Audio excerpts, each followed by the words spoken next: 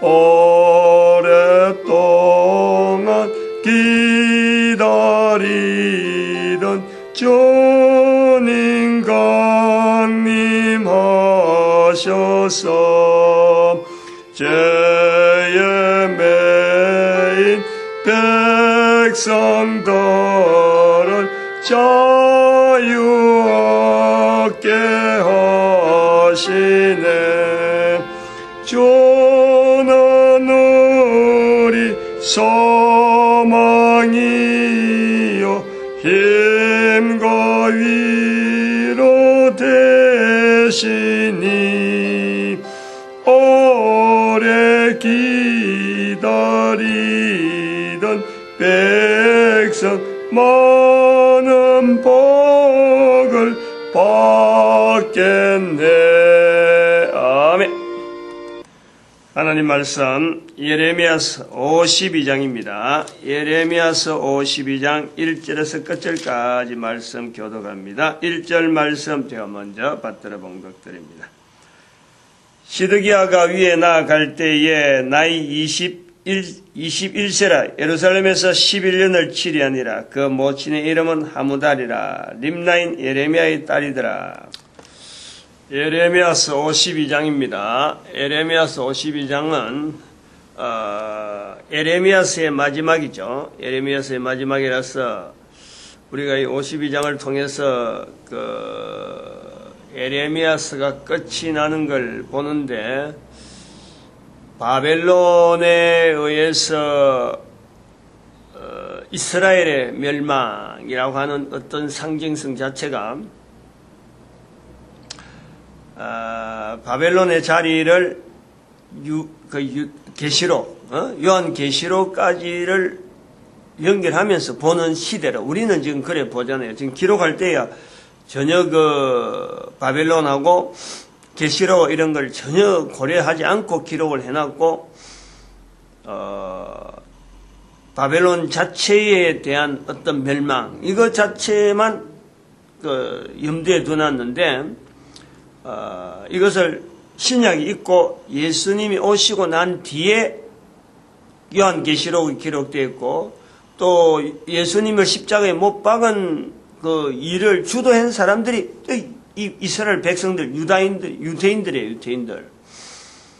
그러니까 요한계시록에 있는 바벨론을 예레미야서하고 연결하고, 어저께 우리가 반대로 사탄의 어떤 정체다, 이런 거는 예레미야적인 그 상황, 유대인들이 가지고 있는 기본적인 개념하고는 이게 다른 거예요.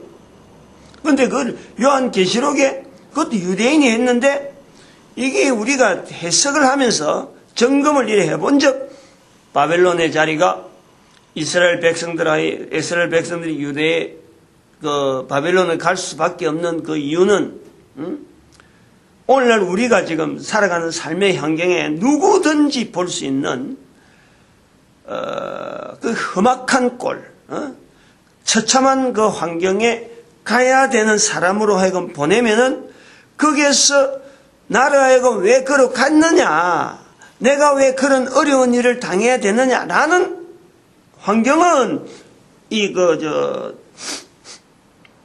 예레미야서에 있는 내용이에요. 내용이에요. 그런데 계시록에 있는 사건으로 연결해 버리면은, 내가 그에 가야 되는 이유는 거기에 있는 사람들의 그 고통들, 그 고통을 보면서 이 사람들을 구원해내야 되는 내 모습을 내가 객관화시키는 거야. 이 사람들의 상황을 보면서 내가 이들을 구원해야지, 내가 그 속에 같이 몰아여버리면 이 바벨론, 이거 예레미야라. 근데 요한계시록에서는 그 일을 진행하는 자체가, 요한계시록에서는 사탄이라, 사탄. 사탄의 어떤 섭리와 사탄의 어떤 사탄에게 섭리라고 하면 참 미안한데, 참 말하기가 힘들어요. 역사닥하기도 그렇고, 어쨌든 사탄의 어떤 계략, 여러 가지 어떤 적용하는 내용들, 한계가 있지만은, 인간으로 하여금 비참하게 만들고, 처참하게 만들고, 그 상황을 여러 가지 조합은 자기는 정체는 드러내지 않으면서, 인간이 하는 듯 하면서 거기에는 단지 중요한 건 하나님의 개입 자체를 철저하게 막아버리는 거예요. 하나님이 하셨다 하는 이 상황 자체를 없애버리는 거예요, 사탄은. 그래서 그런 상황 속에 살아가는 삶을 내가 하나님을 인정하는 내가 하나님을 참 믿는다 하는 내가 나를 만드신 하나님 그 자체를 신앙하는 내가 그 속에 들어갔을 적에 그것은 그러한 상황을 객관화시키면서 그 속에 있는 사람을 구원하기 위한 내가 가는 거지. 나로 멸망시키고 나를 괴롭게 하고 나를 환경에서 어떤 저주와 벌로서 그런 곳에 간다는 그건 아니라는 거죠. 그걸 우리가 같은 바벨론에 대해서 쓰면서도 이 개념이 바뀌어야 되고 보는 시각이 객관화되어야 될 요소들이 분명히 예레미야의 바벨론이라 하는 그 사건은 보내는 거는 맞아. 보내는 거는 그건 현장적이라 내가 바벨론은. 근데 바벨론은 바벨탑에서부터 넘어오는 이 어떤 개념 자체가 인간들을 죽이려고 하는 어떤 상황을 전반적으로 지금 바벨론 자체가 보여주고 있는데, 근데 이 바벨론에 가야 되는 사람, 사람을 죽이는 환경에서 바벨, 그걸 우리가 창세기에서 11장에서 봤다면은 계시록 예레미야서에서는 가야 되는 그 사람이 있는 거예요. 그 상황, 그런 상황이 있는지도 몰랐는데 가본 적 있다. 그래서 거기에서 가서 사람들이 그럼 도대체 왜 내가 여기 와야 되느냐? 가야 되는 사람, 기존 있는 사람. 그래 볼 때 가는 사람이 계시록에서는 거기서 자기를 통해서 이게 있는 사람, 여기 있는 사람들이 구원의 대상으로서, 구원되어야 될 하나의 대상으로서 사람을 구원해내야 될 그 장소는 구별하는 거예요. 그런 지역, 그런 환경, 그런 것을 이끌어가는 어떤 무리, 단체, 그건 사람이 아닌 또 다른 대상을 두고 바벨론을 사탄, 마귀, 귀신의 영들이 모이는 곳, 더러운 영들이 모이는 곳, 악하고 더럽고 가정한 것들이 모이는 곳, 여기서는 그러한 장소로서 바벨론이지 인간이 살아가면서 이 땅에 살아가는 어떤 장소라도요, 사람이 사는 곳에서는 다 이 환경이 다 있다는 거예요. 결국에는 어떤 특별한 사건 자체에서 사건을 두고 거기에 속하는 사람 자체가 제한된 사람이라는 것을 우리가 볼 수 있지만은 이걸 전반적으로 확대시키면은 바로 내가 지금 현재 살아가고 있는 내 환경, 하나님이 나를 보내셨는데 내가 지금 현재 살아가고 있는 이 환경은 어떤 환경이냐? 하나님께서 코로 생명을 주신 이 이유가 바로 지금 이 살아가고 있는 이 환경에서 나를 통해서 내 주변에 있는 많은 자들이 하나님 앞에 구원받아야 되는 그 상황으로 내가 살아가는 거예요. 이것을요 우리가 전도자라 그러는 거예요. 전도자라. 그게 모든 인간은 다 전도자가 돼야 되는 거고 다 전도자의 사명을 가지고 이 땅에 온 거예요. 그것이 예수님이 말씀하신 대로 사람 앞에서 내 이름을 시인하면, 사람 앞에서 내 이름을 시인하면 내가 저를 하나님 아버지 앞에서 시인하리라. 아버지와 아들과 성령의 이름으로 세례를 주는 그 상황 자체가요 우리의 전도자의 삶에서 그대로 삶 자체가 나타나요. 삶 자체가. 교회에서 무슨 직분을 주서 그런 게 아니고 모든 사람들이 다 그 일을 해야 되는 거예요. 그래서 모든 사람이 다 그 일을 해야 되는데 그 일을 하지 못하는 상황에서 하나의 어떤 우리가 확인하고 또 나도 확인하고 상대방도 확인하는 그것이 바로 입으로 예수를 시인하는 그것 자체가 되어지는데 입으로 예수를 시인한다 하는 이것 자체가 뭐냐? 뭐냐 이거지. 입으로 시인해야 된 이 이유, 단순하게 예수님을 증거한다, 예수님을 나타낸다 여기서 끝나지 아니하고 예수님이 말씀하신 마태복음 12장 31절 32절 성령을 시인하는 거예요. 성령을 부인하지 말라 그랬거든. 그 성령을 신하는 것이 바로 예수님을 입으로서 인정하는 그 내용이 연결되어지는 거예요. 그래서 그걸 조합을 해놓은 것이 성령복음 1장 8절에 성령이 너에게 임하시면 고는 강구모다 예루살렘과 온 유대와 사마리아와 땅끝까지 이르러. 그것이요 좋았어 반가고 반기고 그거 자체가 하나가 예루살렘과 온 유대가 이 하나하나 지역하는 지역 자체가요 이게 바벨론인가 바벨론. 내 살아가고 있는 삶 자체가 바로 바벨론이라. 악한 영들이 사탄이 역사하는 환경에 내가 살아가요. 그럼에도 불구하고 그 속에 하나님께서 생명체를 이 땅에 보낸 거예요. 예수 그리스도가 예수님이 하나님이심에도 불구하고 십자가에서 죽기까지 분명히 보여주시는 거예요. 사탄하고 인간들에게 사탄의 정체를 드러내기 위해서 사탄의 발밑에 자리에 들어가는 만큼 무릎 꿇는 건 아니지만 사탄이 봐도 이거는 충분히 내 속에서 내가 얼마든지 좌우하겠다 하는 어떤 충분한 사탄의 계략, 어떤 여러 가지 계산 가지고 접근할 수 있는 상태까지 예수님이 낮아졌으니까 그 예수님의 낮아지심, 그 엄청난 낮아지심, 그걸요 우리가 이 땅에서요 예수님이 낮아지기 때문에 우리는 그게 바탕이 되어가지고 예수님이 하신 그 일을 바탕이 되어서 우리는 얼마든지 안 낮아지도 당당하게 우리가 살아갈 수 있는 거예요. 사탄을 분명히 대적으로 삼고 베드로전서 5장 8절 말씀인가 베드로전서 너희 대적 마귀가 우는 사자와 같이 두루 다니며 삼킬 자를 찾나니. 사탄의 환경은 인간에게 대해서 그래. 한 인간에 대해서 사탄은 막 달라들고 막 두루 삼키고 우는 사자와 같이 달라드는데 그 우는 사자와 같은 그 상황에서 인간을 보호하시는 하나님, 그 성령님이시라. 성령님. 근데 우리가 그걸 인정하지 않잖아요. 그 십자가에 달리신 예수님도 고로한 것을 연상시킬 수 있는 하나의 구조로서 하나님을 우리를 비춰주고 있는데 그것 자체도 거부하고 실제로 내 살아온 삶에 개인에게 누구나 사람에게는 다 동행하시는 그 하나님을 우리는 인정하지 않는다. 인정하지 않는다. 요것이 죄인 줄 알고 말이요. 살아있는 동안에 이거 하나 때문에 이거 하나를 발견하고 죄에서 벗어날 수 있는 내 모습을 발견하려고 예수님이 십자가에 있는 거예요.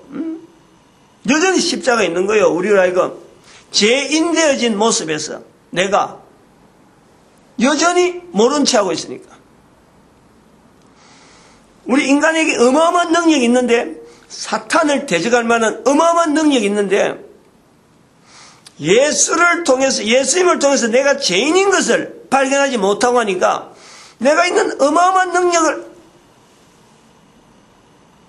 그냥 없는 듯이 보내고 있는 거지. 그런 것이 바로 하나님을 인정하지 않는 피조물로서 창조되어지는 이 모습이 분명히 있음에도 불구하고 이걸 인정하지 않는다는 거냐. 얼마나 우리가요. 참 이런 거 깨달아나면은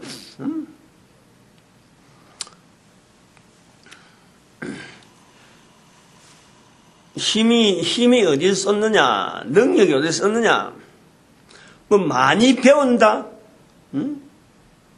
나를 도우는 사람이 많다, 내가 좋은 부모 만나서 좋은 환경에 자란다. 우리의 능력은 거기 있는 게 아니에요.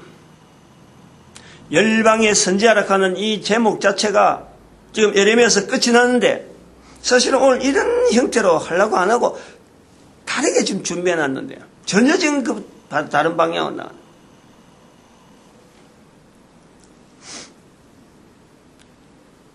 예레미야서 지금 마지막이란 말이에요. 마지막. 이 예레미야서 52장을 이렇게 자세히 보면은 지금 앞에 16절까지 하고 34절 요래 있는데 31절에서 34절까지 있는데 절반에 가까운 16절까지는 이미 있던 내용이에요. 이미 있던 내용. 이거는 39장에 가보면은 16절에 있는 내용이 39장에 그대로 있어요. 그대로. 앞에 있는 내용을 그대로 옮겨놓은 거예요. 한 번 더 기록했다는 거죠. 그리고 51장의 마지막 부분에 예레미야의 말이 이에서 그치니라 라고 표현한 거예요. 그러면 52장은 이거는 예레미야의 글이 아닌 거예요.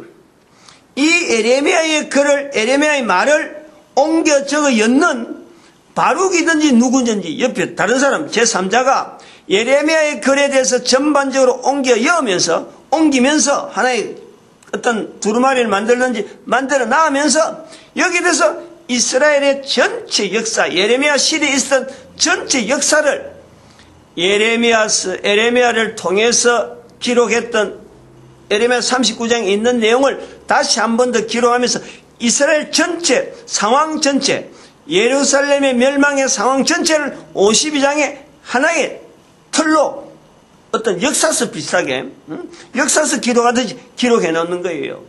52장은 지금 그런 성격이라. 그래서 이 52장의 마지막 부분에 가오는 요거 하기 전에 요거 하나 해봅시다. 요 지금 단어들, 요 어려운 단어들 하나 있어요. 그런데 여기 21절에 보니까 기둥의 고가 18큐빗이라는 이런 부분이 나오는데 여기 두께가 사지 놓이며 하는 표현이 있어요. 좀 나도 이걸 굉장히 어렵게 생각해요. 사지 놓이며. 사는 뭐며 지는 뭐냐 이게 그래서 두께가 사지 놓이며 이게 이상한 거죠. 우리는 두께가 어떤 몇 센치 몇 미터 이렇게 몇 자 이래 하잖아요. 근데 사지 놓이며 소위 말하면 그 당시에는 이 치수가 안 나왔다는 거예요. 치수 단위가. 여기서 사지 놓이는 것은 1큐빗이라 그러는 거. 이것도 큐빗도 나오는데 여기 손하고 관계, 손하고 손목. 여기서 1큐빗은 여기서부터 여기까지잖아. 큐빗이.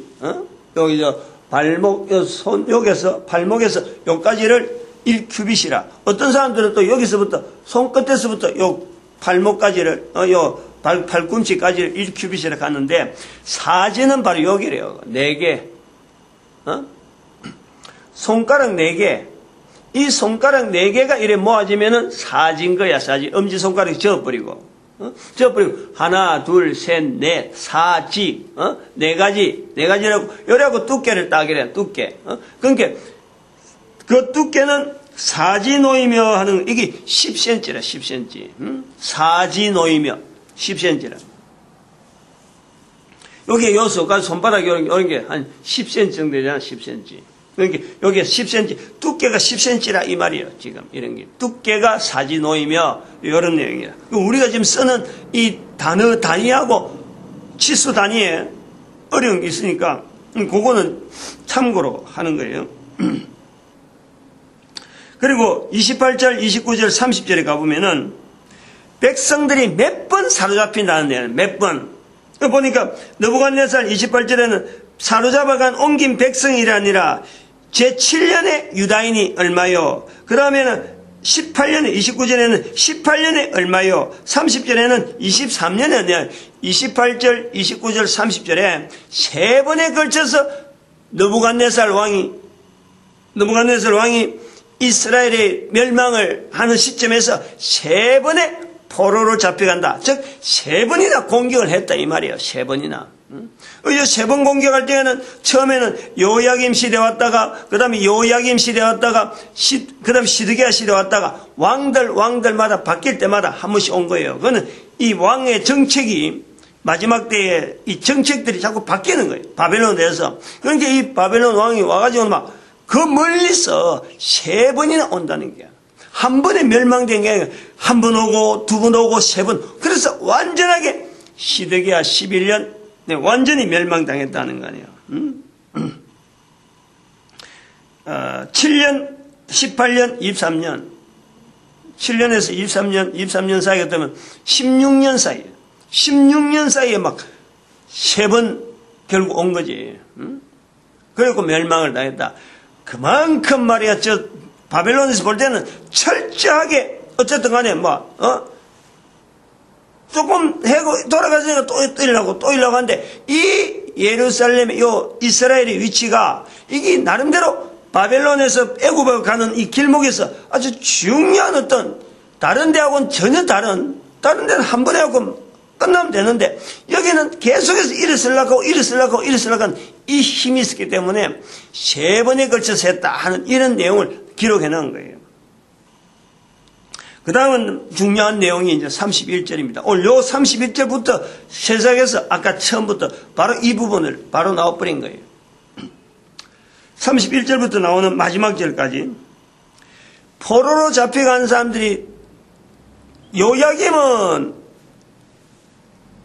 아마 포로 안 잡혀갔을 거예요. 바로 죽었을 거예요. 요야김은. 근데 그 다음 왕인 요야기는 포로 잡혀간 거예요. 그리고 또 시드기야도 포로 잡혀간 거예요. 시드기야는 마지막 왕인데 포로 잡혀가는 중에 눈을 완전히 두 눈을 없애버리고 뽑아버리고 그냥 장님으로 가서 거기서 죽는 거고, 죽을 때까지 그거는 그 강림으로 그냥 지내버리는 거고, 요야긴 왕은 이제 잡혀갔는데 요야긴 왕이 회복된다 하는 표현을 하고 있는 거예요. 여기 중요한 거예요, 지금 여기가.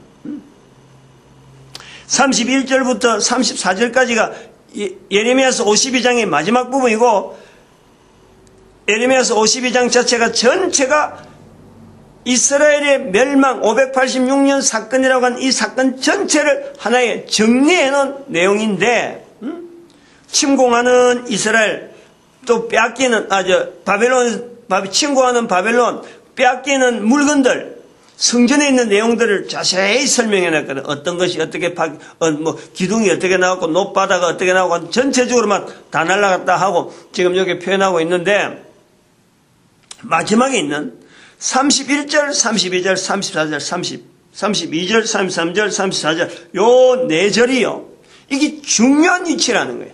기록할 때는, 52장을 기록할 때는, 그냥 어떻게 기록하는 자가 에레미야도 아니고, 이스라엘의 그 당시의 상황을, 아주 간단하게 기록해 놨는데, 이 내용이 중요한 것은 이스라엘 백성들의 전체적인 이 어떤 성경의 여러 가지 흐름과 그 다음에 계시록이라고 하는 그 사건, 그 연결하고 전체적으로 봤고, 구약 성경의 전반적인 어떤 구조하고, 그 다음에 성경 전체, 신구약 전체 구조하고, 이 뒤에 표현이요.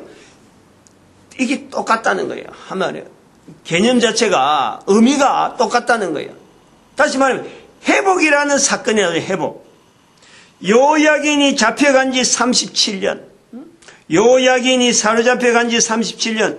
곧 바벨론 왕 에월무로닥이라고 하면은 이건 느부갓네살이 아닌 거예요. 벌써 느부갓네살은 잡아간 사람으로서 있지만 이 사람 뒤에 왕이 돼가지고 다른 왕이 나오는데, 그 사람이 왕이 되면서 처음 해. 아마 느부갓네살 다음에 한 단계 더 지났을지 모르겠어요. 왜냐하면 사로잡혀 간 지 37년이니까.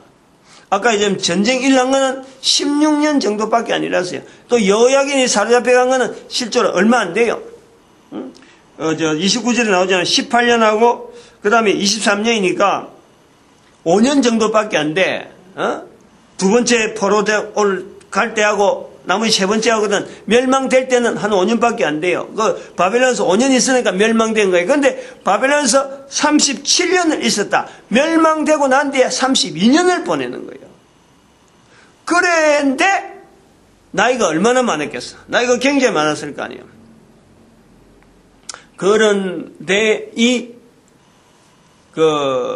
여호야긴 왕을 바벨론 왕이 일으킨단 말이야.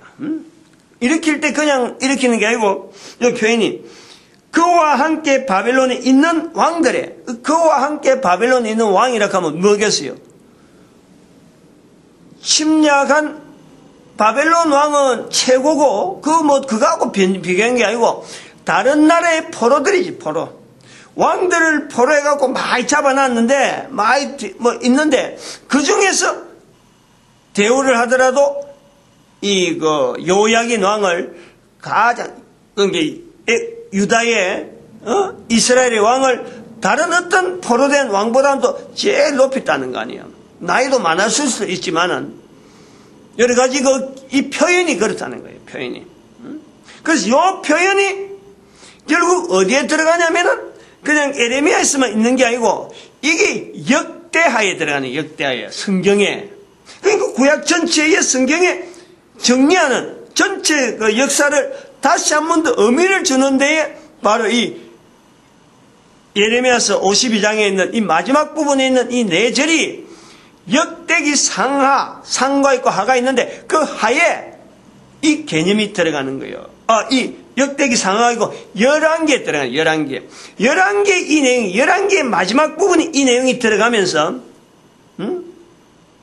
11개의 마지막 부분에서 이 내용이 들어가고 그 다음에는 역대기 상하에서는 역대기 상하에서는 이 예레미야서에 있는 이 표현을 하나님께서 예레미야에게 말한 대로 하고 회복시키는 내용을 기록을 해놓는 거예요. 그 어디서 나냐면 역대기 상하 36장, 역대기 하 36장 마지막 절에 이것도 마지막 부분이에요.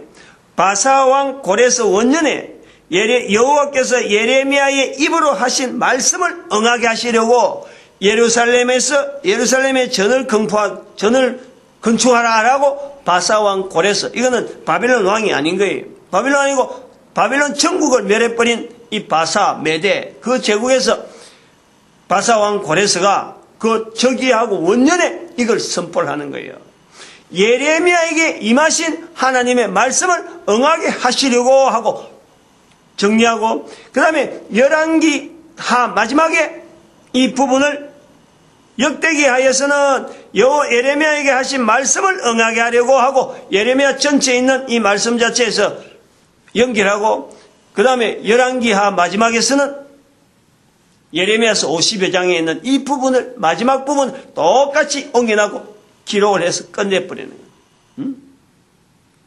그러니까 이스라엘 역사서에서는 열왕기하가 마지막이요. 역사 자체에서 마지막이거든. 역대기 상하는 그것 전체를 다시 한번 해석하는 거예요. 하나님께서 도대체 왜 우리가 바벨론 포로로 갔느냐 요거에 대해서 다시 해석하면서 전반적으로 해석되어지는 내용을 가지고 역사서를 다시 쓰는 거예요. 그게 역대기 상하라. 그때에 예레미야에게 하신 말씀을 응하게 하려고 이 예레미야서의 위치라는 게 얼마나 중요한지 우리가 볼 수 있는 거예요. 그래서 여기 지금 이 본문에서 52장에 이런 사건의 52장 마지막 부분 이 사건이 결국에는 성경 전체를 봐가지고 창세기 1장과 요한계시록 마지막 장 이 두 가지 틀을 두고 하나님의 인간을 보시기에 좋았더라 새하늘과 새 땅 하는 이 구조가 지금 여기 예레미야서에 나오는 마지막 부분에 회복시키는 사건 모든 왕들 잡혀갔던 수많은 왕들 중보다도 여호야긴 왕을 회복시키는 이 사건이 하나의 상징성으로 비춰준다는 거지. 그 의미가 지금 있다는 회복시키시는 하나님의 섭리, 인간의 비참한 환경을 결국에는 바벨론 포로까지 잡혀갔어도 그 속에서도 왕을 회복시키는 그 하나님, 그 역사가 이제부터 다니엘서라든지 또 성경에 뒤에 연결된 마치 에스더서라든지 하는 이런 부분에 이 바벨론에서의 이스라엘 백성들의 활동을 나타내는 거예요. 그것 전체를 통해서 하나님께서 바벨론의 포로로 잡혀간 이스라엘 백성들 자체를 거기에 왜 가야 되느냐 하는 의미를 우리로 하여금 자꾸 생각나게 하고 후대 사람들로 하여금 이걸 자꾸 비춰볼 수 있도록 만드는 구조가 지금 성경이 있는 거예요. 그렇다고 해서 성경이 그런 의도를 하고 성경 전체를 누가 한 사람이 글로 쓰면서 요런 의도가 있으니까 요런 사건을 자꾸 발췌해서 내겠다 요런 게 아니에요.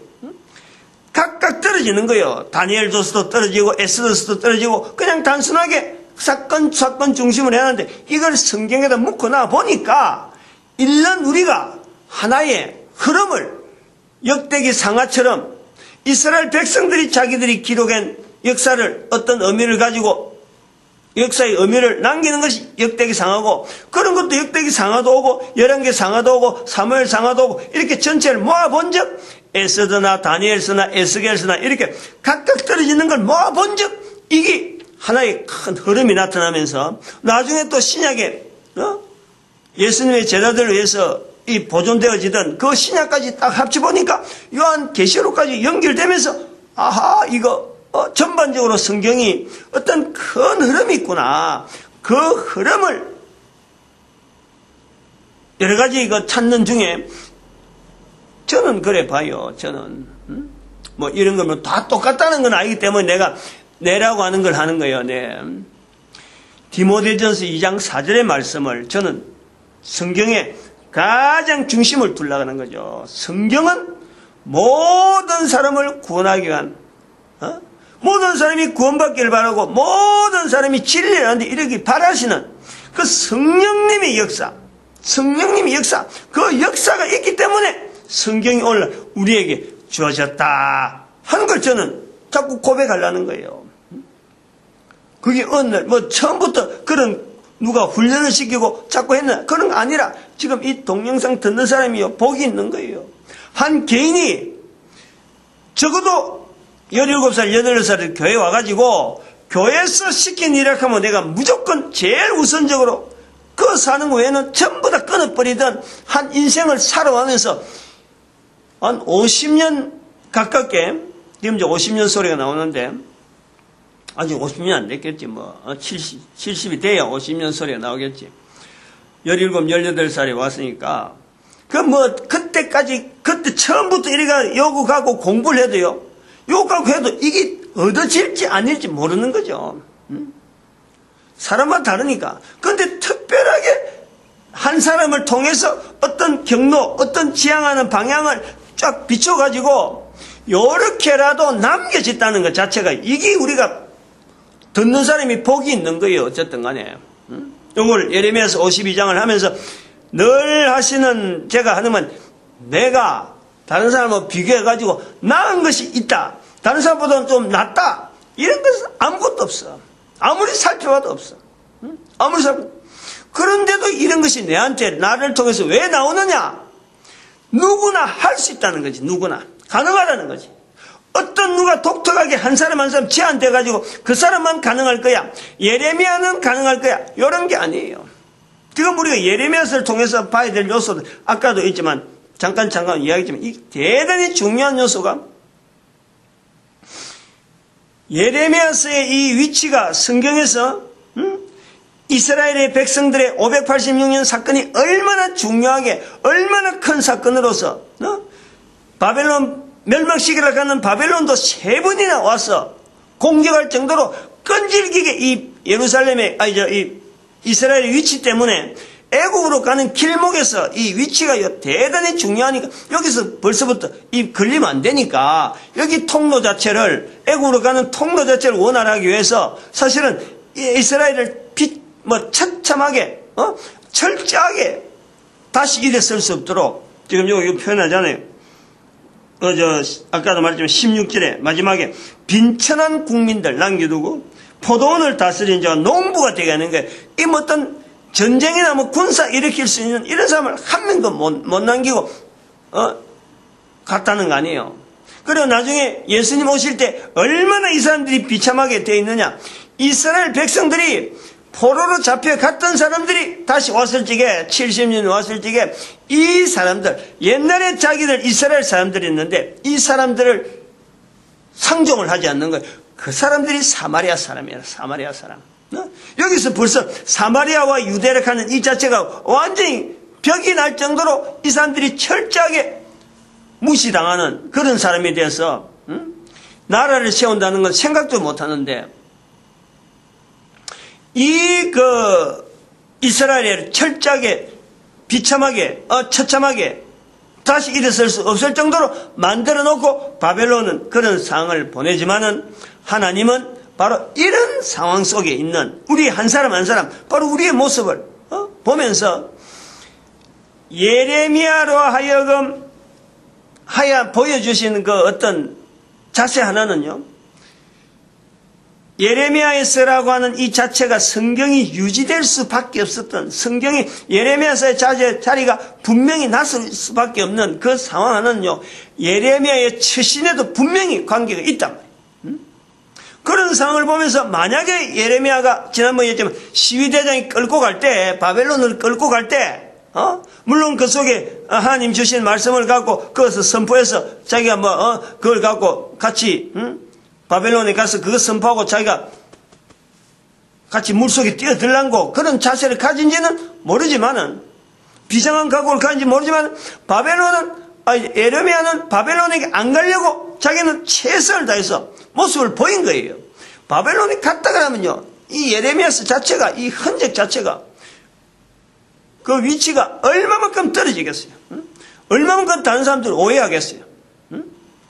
예레미야가 바벨론을 갔다, 그럼 바벨론 멸망에 대한 글을 품고 있었다라는 건 있더라도, 예레미야가 바벨론에 갔다라면은요, 성경의 바벨론 위치가 흔들리는 거예요. 이렇게까지 안 하는 거예요. 성경에 아까도 말했죠, 열왕기상이라든 역대상이라든 이런 데 인용 자체가 예레미야가 말한 대로 이렇게 하질 못해요. 왜냐하면 바벨론이 가버리면 내통된 거로 되는 거예요. 내통. 정치적으로 내통이 된 거란 말이에요. 그런데 선지자가, 예레미야가 자기 고통, 거기서 있으면, 고통이 먹는 것도 없는 그런 상황인데, 바벨론에 가면은, 그동안 바벨론이 얼마나 잘해주겠어요? 살아있는 동안. 여호야긴에게 잘해주듯이, 예레미야를 얼마나 잘해주겠어요? 근데 그런 대우, 그런 대접 받는 것보다는, 하나님 앞에서 주어지는 그 사역 앞에서, 그걸 묵묵히 받아들이는 게 있잖아요. 우리가 이걸 봐야 돼요. 이걸 봐야 돼요. 오늘 아침에 지금 이야기하려는 이 부분이에요. 한 사람의 처신이 중요한 거예요. 열방의 선지자, 결국에는 한 사람 한 사람이요, 얼마만큼 자기가 있는, 아까처럼 내 사는 삶이 어려웠는데, 남들한테 자랑할 건 아닌데, 그러나 중요한 것은 내가 사는 코로 숨을 쉬게 하신 하나님에 대한 이 건, 요거 자체가 개인이 다 연결할 수 있잖아요. 생명 없는 사람이 없잖아. 생명을 누가 주나요? 사탄이 생명 주나? 사탄은 생명을 뺏으려고 하는 역사지. 생명이 있다는 이것 때문에 사탄은 우리를 공격하는 거예요. 사탄이. 생명체 자체는 하나님이 주신 거야. 식물이나 동물이나 우리 인간에게 생물체 되어서 생명을 주시는 건 하나님의 사역이라. 그 생명을 공급하시는 그 사역이 성령님으로 주어진다는 것은, 그 개인에게 모든 환경 속에 성령님이 다 역사하는 거예요. 요 이야기를 그냥 단순하게 성경의 내용만 이야기해버리면 그냥 하나의 연결되는 그게 없는데, 제가 이번에 올림픽 볼 때, 지금 소치 올림픽, 아마 오늘인가 내일인가? 오늘이 마지막인지 모르겠는데, 어제가 마지막인가? 2월 오늘 24일이니까, 잘 안 봐요. 안 보고 이제 밥 먹을 때 한 번씩 텔레비 보고, 뉴스 나오고, 우리 금메달 따는 요소 있을 적엔 막 뉴스가 막 나오니까 하는데, 이번에 소치 올림픽, 러시아에서 열렸는데, 소치라는 그 지역 때문에 수치라는 말을 할 정도로 우리는 그렇게 하는 거예요. 그 이유가 뭐냐면은, 김연아,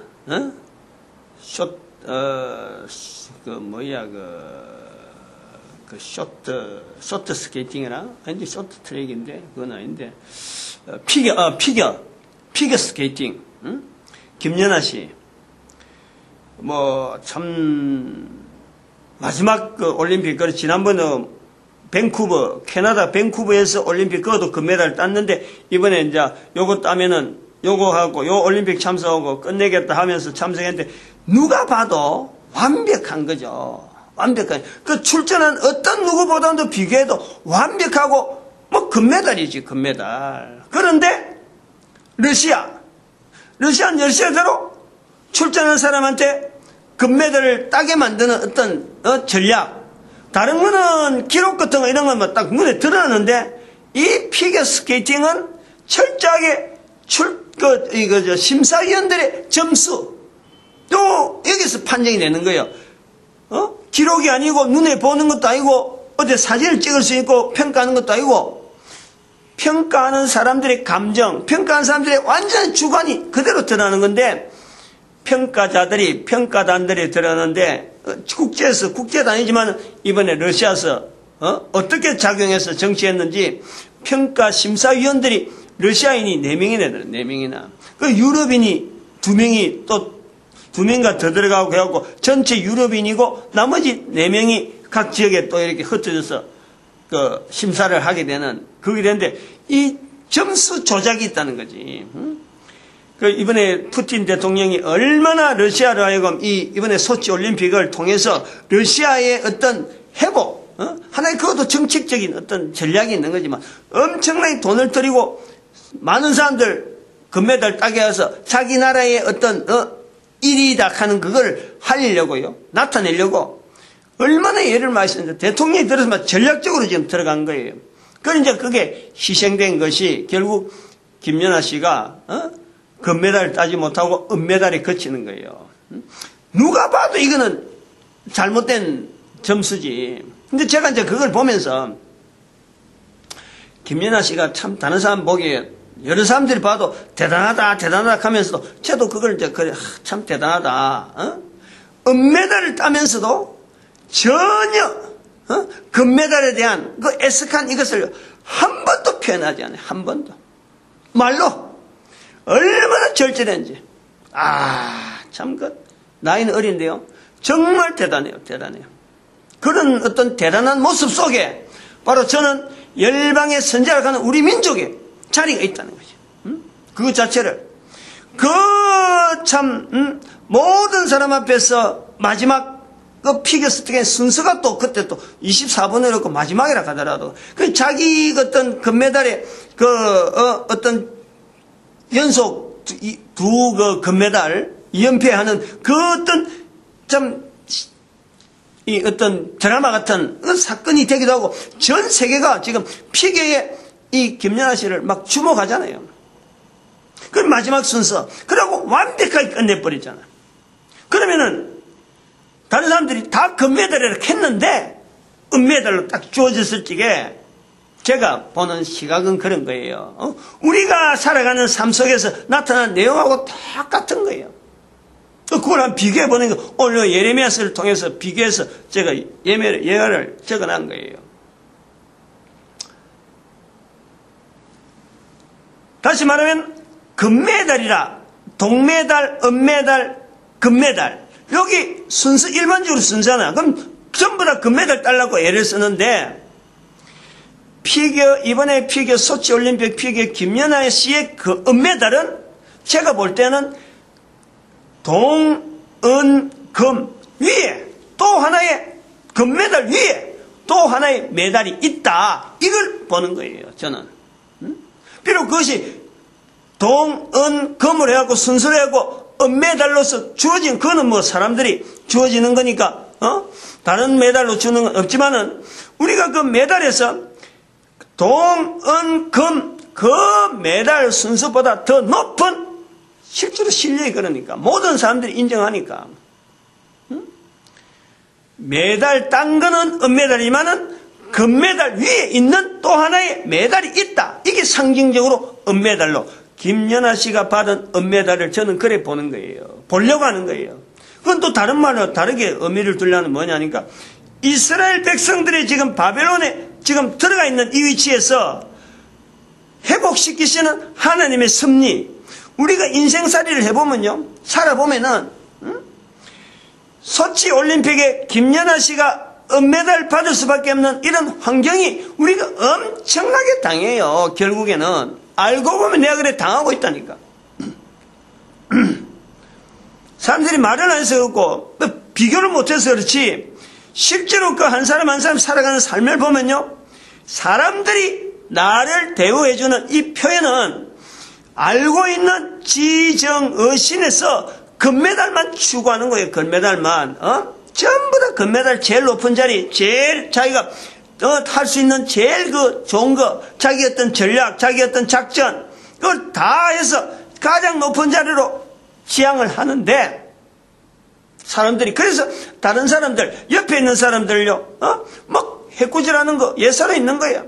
근데 그 해코지를 당하는 입장에 있는 사람들은 그 금메달을 추구해서 아이고 내가 억울하다 내가 어렵다 라고 하는 사람들인데, 실제로 그것을 하나님 편에서 보면은 하나님 편 또 하나의 그런 사람들보다 더 높은 메달을 지금 그 사람들이 가지고 있는 거라 이 말이에요.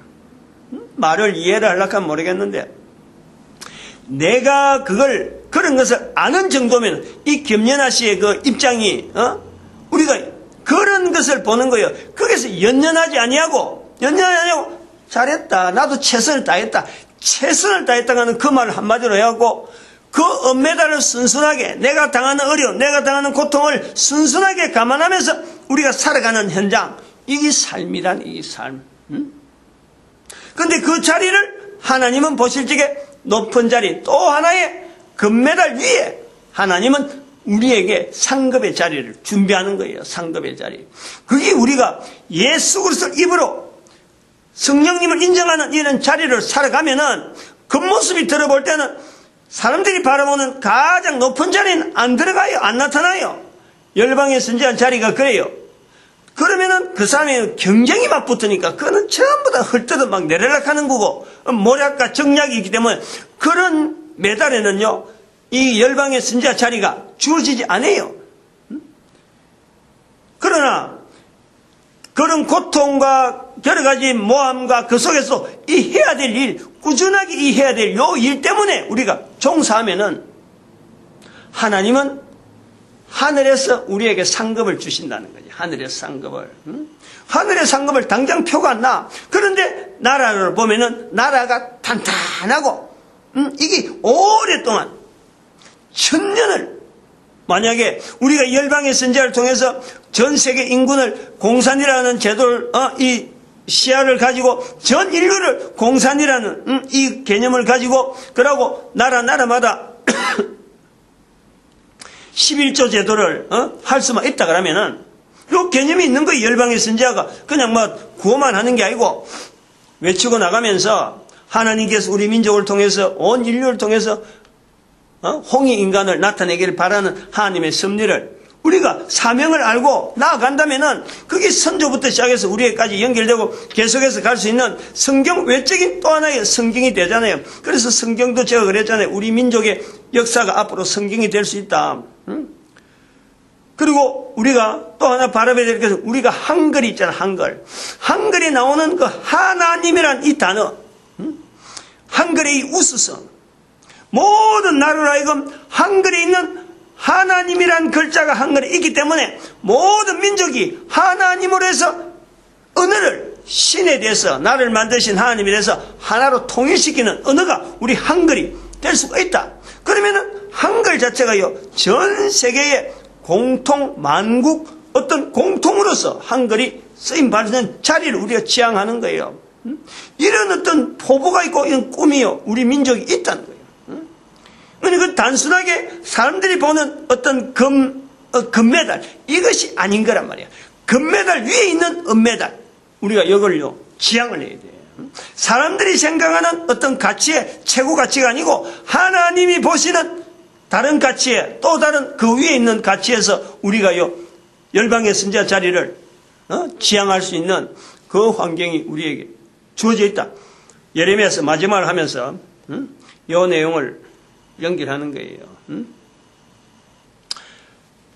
성경의 기록은 항상 얘기하지만 성경의 기록을 통해서 모든 사람과 모든 나라와 모든 환경 어떤 내용이라도 어떤 시대가 되더라도 그걸 객관화한다. 나부터 시작해서 철저하게 여기서요 우리가 몰두해야 되고 우리에게 열방의 선지자가 얼마나 중요한 이런 복된 자리에 있었다는 것을 우리가 감사해야 되는 마치려고 해요.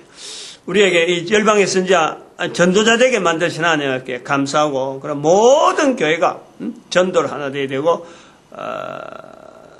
우리 온 국민들이 전도하는 국민으로서 인류 가운데 복된 가운데 적어도 1000년 동안 전 세계 인류 가운데 리더를 할 수 있는 그런 국가가 되기를 축복하는 시간 주여 삼창합니다. 주여